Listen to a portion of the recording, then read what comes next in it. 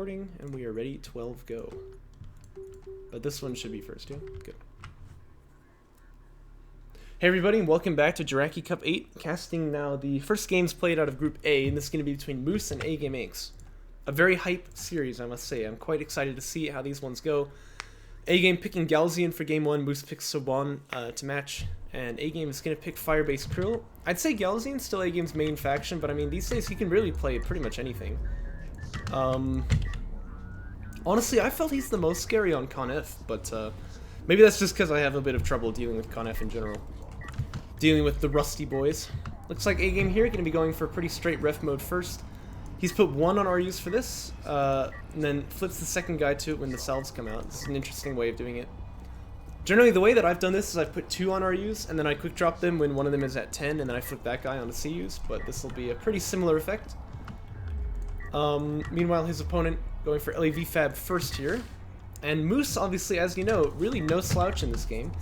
Did make the semifinals of the last tournament, which is what puts him in Group A here. And to be fair, Jaraci Cup 7 had pretty few players, but I can guarantee you it's not a fluke. This guy is just genuinely very good. Pretty newcomer to the scene. This is, I think, only his third tournament that he's playing in. But yeah, Moose is a very, very talented player. So excited to see what he can pull off in this game. Sandscammer Fab comes out before any salvagers for A-Game. This is the non-greedy way of playing this build, obviously, and that is going to be wise for him because it is probably going to be LAV spam from Moose here. Obviously, we've got 1 on RUs, 2 on CUs, so this is definitely, you know, he's planning on spamming these LAVs. He'll get that production upgrade in a jiffy. He's actually almost got the RUs for it already, so he could do a little quick drop here. Although I guess he doesn't have the CU yet, but... However, what we should note, though, and this is a bit interesting about this place, he's retained the base runner, and he's actually going to build a second one. Oh ho ho ho. Okay, now I'm really excited to see what happens, because this is very non-standard play. A-Game's ref mode done in literally 1 second. I couldn't say it fast enough, it's already finished. So he's going to be moving that carrier onto the second base, and he plans to get up onto 2 base fast as he can. Probe comes out here to scout, just make sure, okay, my opponent kind of showed ref mode first with that base runner, but that's really what he's doing, right? And when he sees this carrier not on the second base, or first base, he'll know, yeah, that's definitely the play. Base runner, or production cruiser, that is going to chunk up the probe just a little bit, but he's going to be okay, getting out on 78 HP, and the LAV is going to arrive for the first time here. But Moose's game plan involves a lot of artifact pressure here, clearly, and he's going to pick up the first one just now. And remember also, these base runners give him access to that targeting jammer, so this is going to be really, really interesting to see. This is very non-standard play. It looks like A-Game wants to pressure on these 3 LAVs using the base runner heal. And Moose with a bit of bad control on the LAVs there. Actually had them on high ground, but like where they couldn't shoot back. Uh-oh. So he's gonna almost lose 1 LAV right there. Probe gets hit again, has to back away. First LAV of the game then gonna fall over on this side. Still no carry production upgrade, so Moose could choose to go to tech instead if he wants, but it's actually gonna be LAV armor. He does have that double extract on the way though. At A-Game with no tech, it's not really gonna be able to push on this because once he comes in with the skims to go for like a play, he's probably just gonna die to the how'd you say? He's probably gonna die to like a targeting jammer, right? So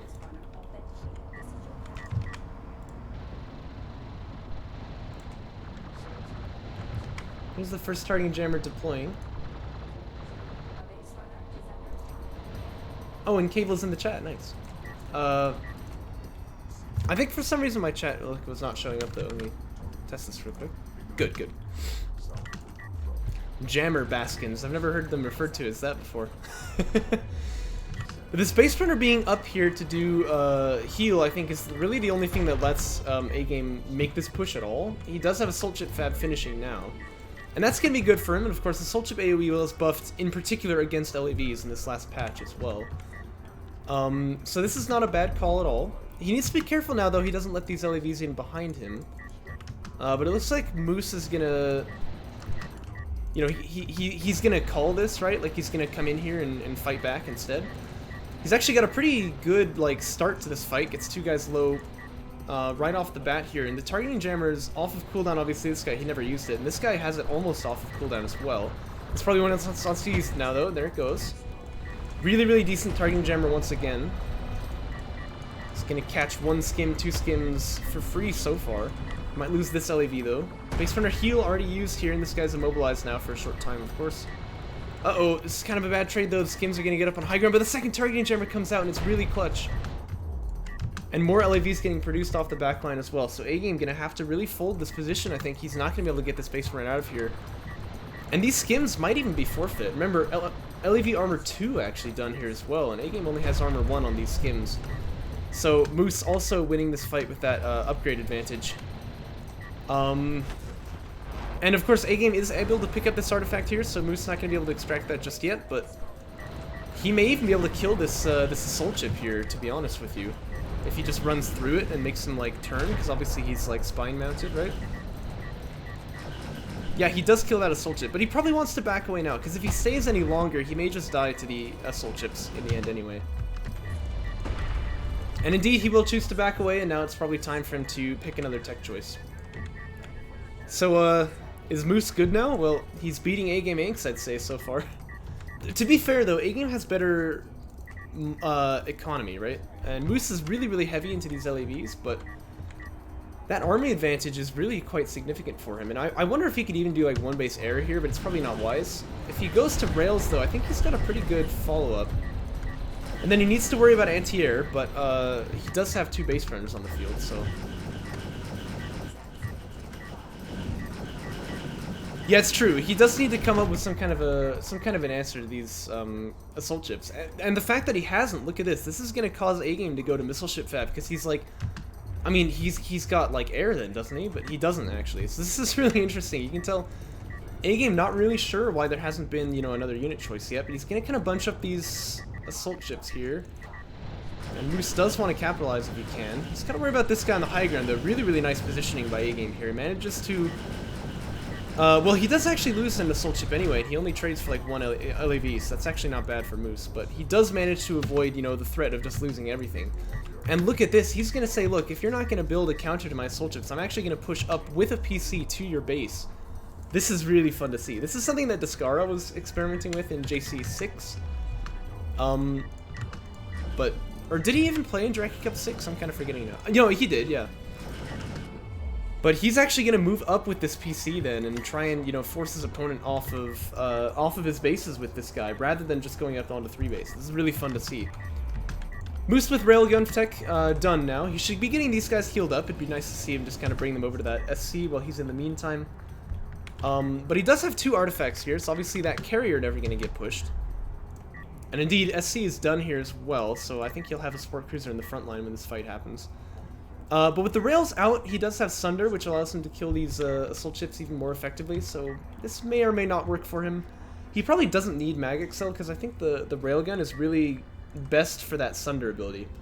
Hit him with Sunder once, then turn on Mark Target, and these LAVs are going to do a huge amount of damage. Think about it though, like, against armored units, Sunder is almost like a second Mark Target ability for Strikecraft, right? So... He may want more of them than just 1, of course. Yeah, he does have 2 now, but, yeah, they're not the main damage dealer on this defense, so... Siege Cruiser Fab now gonna finish for gonna get started for A-Game. And of course, you should note Siege Cruiser Fab was changed from the last patch, or not the Fab, but, well, actually, the tech cost of fabrication was changed, but what I mean is that the unit itself, it's, like, shorter range now than it used to be, and it does, more damage, lower cooldown on that barrage. Does Mark Target amp damage or reduce armor? It increases the damage and the accuracy of units that are shooting at whatever target you've marked. So it's kind of an interesting ability. But you trade for having no damage for the weapon, right? So for instance, if you have 4 railguns shooting at a carrier and you turn on Mark Target, it'll do the same amount of damage. And if you have any more than 4 and you turn on Mark Target, it'll do more damage. But you should only ever turn it on 1 unit instead of, you know, multiple. Targeting jammers are available here, but this is a little bit awkward for Moose. He's actually allowed the LAVs, like, they're going in for a backstab, and they did kill a salvager here, but they're not going to be here to defend the artifacts. And so you would expect that this guy will fall. There's not really any chance of him getting out. This guy wants to be a little careful too. You don't want to get too close to these guys. So yeah, down goes 1 base runner, of course. Base runners with an artifact in a targeting jammer, they move so slow. It's like, it's actually hilarious. Yeah, the RM games weren't great. I basically died to, like, not really knowing how units worked, so Xena just kind of ran circles around me. He knew the unit interactions better, and I couldn't really handle it. I tried, like, assault frigates, right, in the first game, and then they just couldn't kill any of the corvettes, so I was a little bit sad about that. I thought that they were supposed to counter them, but it didn't work out for me. And then game 2, I tried some funny stuff with, like a defender rush, but it didn't go too well. Yeah, to heavy vets. But it was also just repair corvettes. They just, like, I couldn't stop them. Like, I couldn't kill any corvettes. I had, like 6 assault frigates, and they couldn't kill anything. Uh-oh. These LAVs might want to reconsider this. I mean, he needs armor break, at least. Ooh. I mean, that's the thing, like, LAVs can kill assault ships, but they just never will trade efficiently. Ouch. He loses a couple LAVs there that I don't think he really needed to. Siege Cruiser's out now as well, and the barrage is going to come here, so he needs to really dodge this. Oh gosh, look at the damage. That's a lot of damage! I don't think even flex tape can fix that. Yikes. Yeah, I mean, he traded a lot of these LAVs fighting the assault ships there that I don't think he really needed to do, and now he's lost most of the rails as well. So this is going to be pretty rough. BC Fab on the queue for Moose, actually. That's an interesting choice. Now, BCs might be good here because they're almost like railguns that won't be killed by these siege cruisers. But if he wants to continue investing into rails, which he may not, I mean, that's like, he doesn't need to, but he's going to have to get the armor upgrades at this point, because obviously, you know, Siege does a lot more damage to unarmored targets like that, so. Oh, shoot. I'd have to watch the replay. I'm not sure if I want to.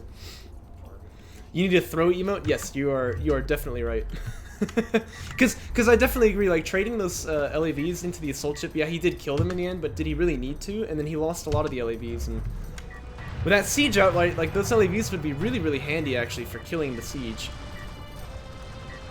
Targeting Jammer is almost off of cooldown for the second base runner, and that would make a big difference here. But the Skim's actually only able to trade for like 1 railgun, so that's not terrible for Moose, but still not exactly what he wanted. He's gonna lose this rail, maybe? Gets away on 6 HP. Really, really close. Too close for comfort, I would say. But he has another targeting gem ready to deploy, so he could push on this with the LAVs and the rails if he wants. Carry production upgrade, the 3rd, coming out for Moose. Or the 3rd production line, anyway. These base runners, though, really don't have any business being this close up, and they are going to get punished for it. Rails on high ground, going to be feeling pretty good here, but he needs to be really careful. He doesn't just let these LAVs die to the assault ships. Uh-oh, and he's taking the missile ship barrage, too. Aye, that's not great. This base runner needs to be here, too, for that targeting jammer, but he's not in the area. But all the LAVs are dead now. Moose has got AV tech. I think he kind of needs to build it, because otherwise, what does he do here? You know, like. By the way, double barrage coming out onto the eco for A-Game. And this is something that A-Game was worried about when he made the new iteration of Gaussian Siege, is that it'll just be used to barrage eco like this because the cooldown is a lot lower.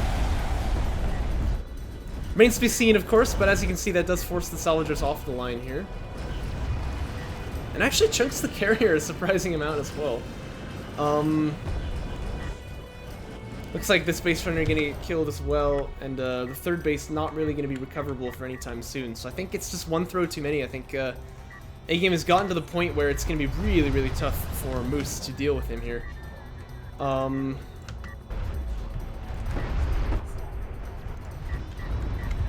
matter how much power you've got in ALMs, this is not a good situation.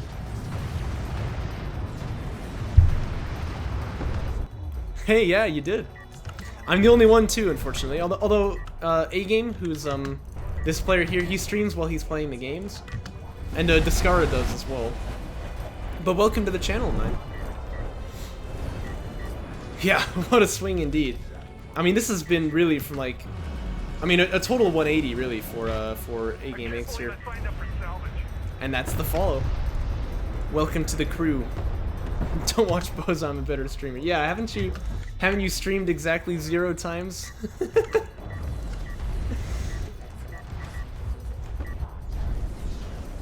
Siege Cruiser EMP gonna finish here as well for A-Game. Twice. Oh, okay. Twice. Well, to be fair, I can't compete with those numbers.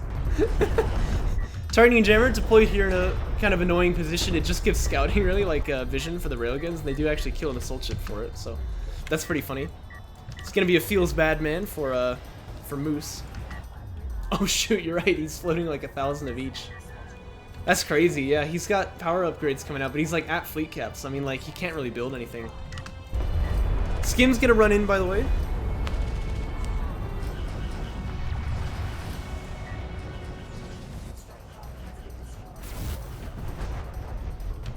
Extraction comes out for A-Game as well as the second one here, so that's going to bring the scoreline even again. Remember, at the start of this game, what was really cool about it was that Moose was going for this artifact pressure, and he was doing really well, but then he didn't quite transition to mid-game very well, right? But yeah, A-Game going to even up the scoreline in that regard, and unless Moose is able to get this extract out, which to be fair, it looks like he may well just do.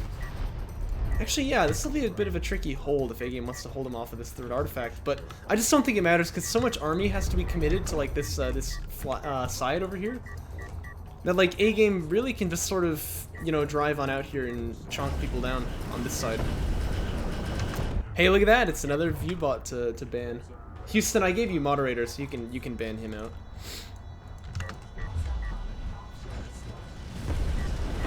Assault ships here, of course, also have that armor 3, so they trade very, very well into the AAVs there with this tech level. And yeah, Moose, it looks like he sees the writing on the wall. He's going to choose to GG out. Oh, come on, Guardian Sleeves, you know why.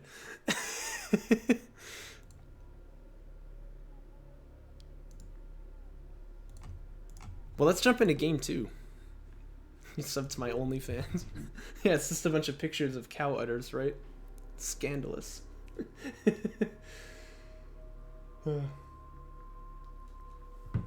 Game 2 then gonna be on the Boneyard, and Moose has the pick first, so he picks Soban. A-Game actually gonna pick Coalition though, and Moose with the map pick. Let's see if he gets the good spawn. He does. So A-Game gonna be down here on the south side, and Moose gonna be north. Is that actually true? Oh my gosh. This is actually south technically. Who cares? Nobody really cares about these directions. Cardinal directions and all that trash. Looks like A-Game actually going to be doing the LAV rush this time, so you can see he's put 1 on RUs, he's going to put 2 on CUs here. He keeps the base runner as well. I'm thinking this is becoming more and more standard as time goes on. Of course, oh, excuse me, bit of a yawn there. Of course, last game was against Galzians, it's a bit different, but keeping that base runner, you know, when you do these LAV first builds, I think it's becoming a little bit more standard these days. Whereas it used to be you'd retire to do LAV first, is what I'm saying. You know, I'm so good at this game, I know like literally every strategy. No, so this is actually SC first, that's kind of interesting. Skip game, please. Ha, you wish. Although I find that hard to believe because game 1 was crazy, man. That was like super good. At any rate, this is the last one I'm casting today, so. SC pops out here for Moose. Game 1 was Firebase Crow. Got a bit of a funky rotation here. I think he's trying to pop this guy out, but. SC comes out for A-Game. And so the SC for Moose is a little bit faster, but the salvagers come out later. So A-Game was saying before he thought that this made your eco slightly stronger. I think he's right, although he is only on 1 RUs that whole time. So if you check the resources, Moose will have more of that, so he can get up to tech faster if he wants to go like air or something like that. But yeah, so it looks like A-Game will have a couple more CUs here, and Moose will have a couple more RUs. But it's pretty even overall, I would say. A-Game probably with an advantage of about 150 CUs or so. And what other games do we cast? So we've actually cast all of the group stage games after this one is done so far. So that would be obviously Cookies versus Jim, and then you versus A-Game. Probe gonna come out from A-Game here to try and scout what his opponent is doing, of course. We saw that probe from Moose already, so he knows. But the question is it actually ref mode first? It is. Because it could still have been LAV Rush, especially because that's the way that Moose played this last time. A-game with double base runner though, so he's gonna be planning on going for extracts immediately, which is kind of fun to see. And AV Fab starting from both of them. A-game was talking to me about this, how he really liked going for double base runner off of SC first. And the thing is, like, the normal thing that we used to always say was if you're going for greed and your opponent is going for greed too, you have the option of trying to attack him then, or you can just go for more greed and try and out-greed him. But, yeah, these days, this has looked like a really competitive option, like, alternative to just going for more greed, is to go for base runners, actually, and try and get pressure with those artifacts.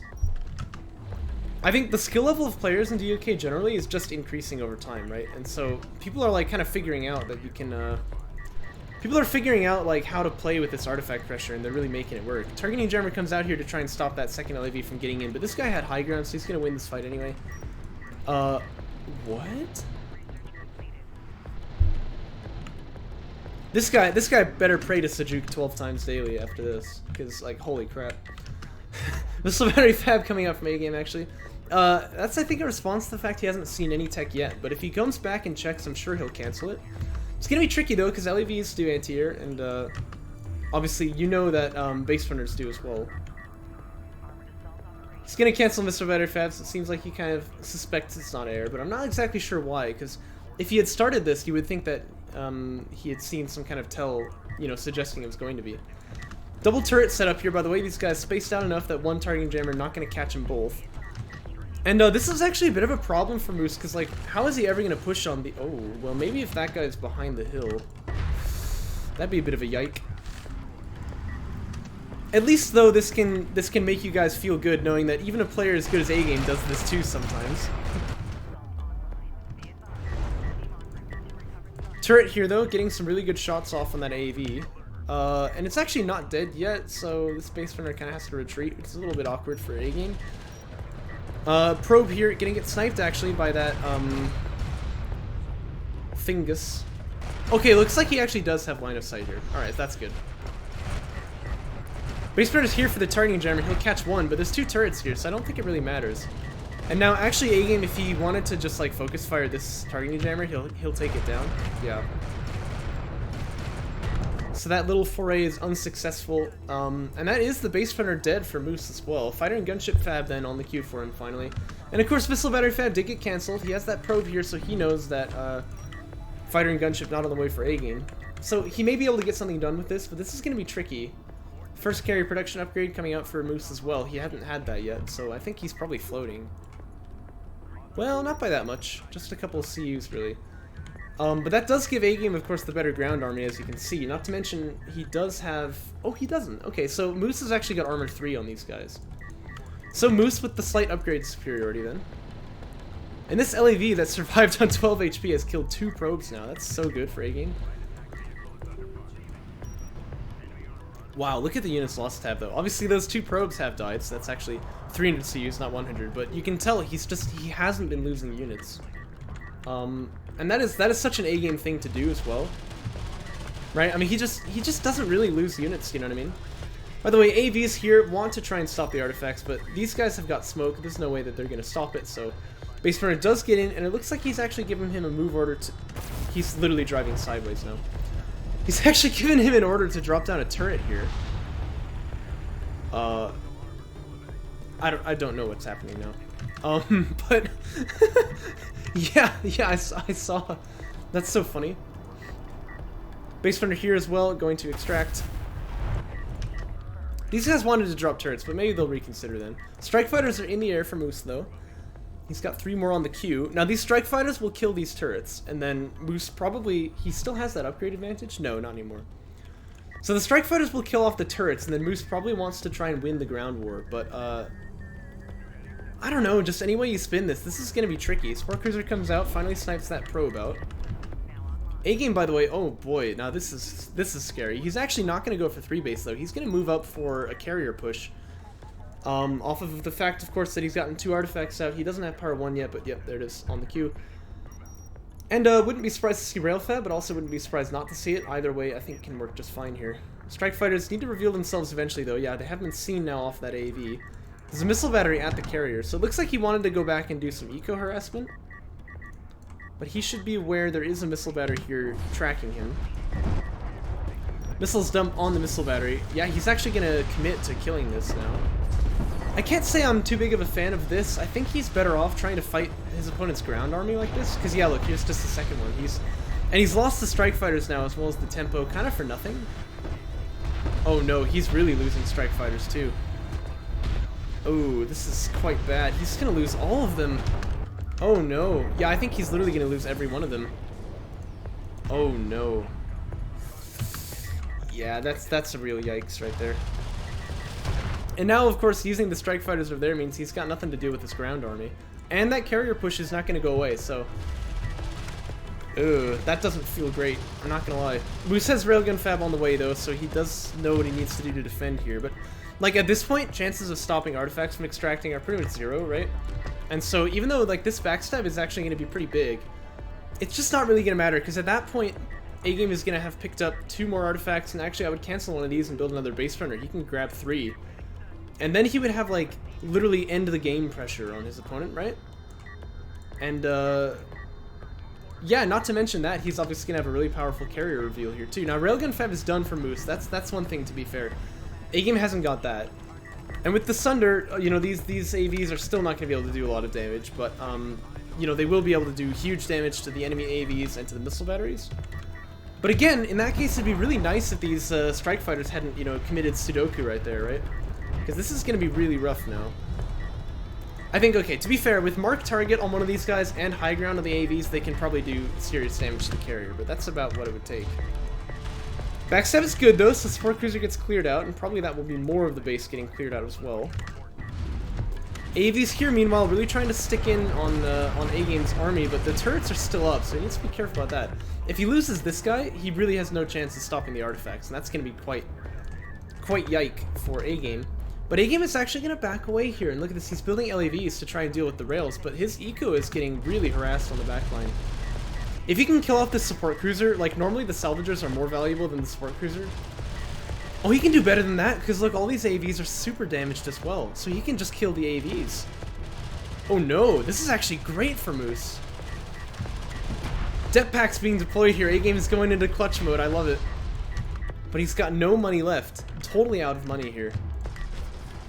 This could actually be so good for Moose here, but A-Game's buying so much time with these smokes. Moose, I think, at this point needs to focus on the support cruiser and keep himself smoked out, but the depth pack is going to be good. Looks like he'll just trade this last scout for 1 salvager if he can. And he will get it. That's going to be 4 artifacts, though, so Moose now with the massive eco advantage, but he has to translate it right now. If he waits at all, it's game over. A-Game, meanwhile, no money for any techs here.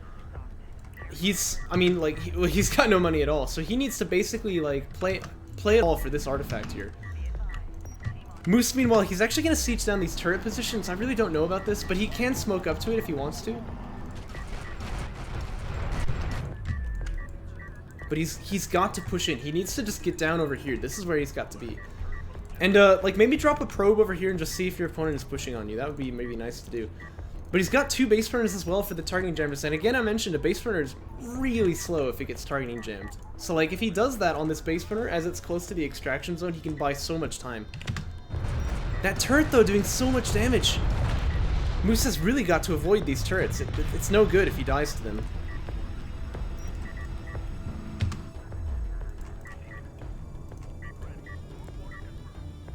Moose is building support cruisers, by the way. I'm not sure if I really like that. I think he needs more railguns, actually, because the other problem for him is that A-Game could choose to push over here on the flank, and then he would really have to deal with that somehow. LAV's trying to get behind the army, and well, they actually might just. And this is exactly what A-Game wants, but there are 2 targeting jammers ready to deploy, so Moose has tools to deal with these LAVs here. He's going to see those LAVs now. Railguns need to get out of there. Targeting jammers got to be deployed here. One of them gonna get chunked. A-Game, meanwhile, investing... No, wait. That's Moose I'm looking at. A-Game's not investing in anything. Actually, so it's Moose getting more power reserves, though, and I kind of like this. I think he sort of needs it. But you see, he's camping out this extraction zone. But I think he needs to push it even harder if he can, and just keep building army. Like, where's the army from Moose right now? He's investing everything into power reserves, but he's got the eco, so he needs to be building army. AV's gonna catch these LAVs out here, which is really, really nice. And obviously these LAVs can fight back, but they're never gonna trade effectively, right? Not to mention, targeting jammer is still available on these base runners, so I don't expect that the railguns are just gonna instantly die, right, if the LAVs get on them. So this is really, really good damage. Base runner's gonna want to shadow them though, because there's a turret out here that he could targeting jammer and then kill. A-game back up onto 2 base, and Moose has really done nothing with all this time. He's gotten power reserves, but he's not using his carriers. That feels really yikes. Ah, that's such a pity, because like A-game totally lost actually. Like Moose took control of like the whole game here, but I think Moose is really just not capitalized. You know, it's just been like all quiet on the Western Front here for far too long. Moose has the way better army on field right now. He needs to push with it. He needs to make something happen. And the support cruiser in the front line is not bad, but if he got up onto 3 base, that'd be even better. AGameAnx coming out for Moose though, and that's good, but he needs more army as well. He needs to build more rails, more AAVs, and I think that's really all he needs to close this out. And A-game does not have the money for tech, like Moose should know that. Come on, Moose, you can do it. You can do it, my boy. It's always pretty hype when a player new to the scene takes the game off of A-game, so you know I'd love to see it. Fighter and gunship fab starting for A-game here. That's going to be a tough call for Moose to deal with, actually, because look how much anti-air is on the field for A-game. So Moose has got fighter and gunship tech himself, but he'll never be able to use it that way. AGameAnx done in just a few moments here. And tac bomber fab coming out from Moose. Whoa. Yeah, he's going to choose to cancel that. That's probably wise. But he's going for more strike fighters, and I think really he needs AAV air, or AAV rail. Because I don't think his chances are great going for more strike fighters here. AV is going to try to push in on this carrier, but it's actually really powered up. So he may be able to defend here. But, well, actually I take it back. I mean, he'd really have to use the strike fighters. Definitely he wants power and weapons though, because I think the ALM's not going to do much for him here. A-game going to inhabit the carrier now, or the extraction zone now with his carrier. Oh no, Moose has just totally let him in here. Again, this is why he needed to keep building more army. Because, like, A-game has a much smaller army, and if he's still able to, like, push like this, that doesn't seem right? Base runners are on the way. Now, the base runners need to be here, because they have to drop targeting jammers on these two to stop the extract, but he's not moving in on it. He's really got to move in on this. Like, it's going to be rough fighting that carry, but he has to, because if he yields the extraction zone, he just loses the game straight out. Base runners, where are you at? You got to get in there. Uh-oh. Oh, no. It's too late. Yeah, this guy's only like 50 or 300 meters away. It's like 100 meters out. Targeting jammer's there finally, but there's no way that he stops this. Ah, what a pity. I mean, he had actually a good plan for stopping it at the end with those targeting jammers, but he just slept on it. Ah, darn. Well, it is what it is. I'd say Moose played really well in this series. He definitely had A-game on the back foot, like, not even just a little bit, but actually pretty massively in both of these games. But unfortunately, took a page out of my book and started throwing.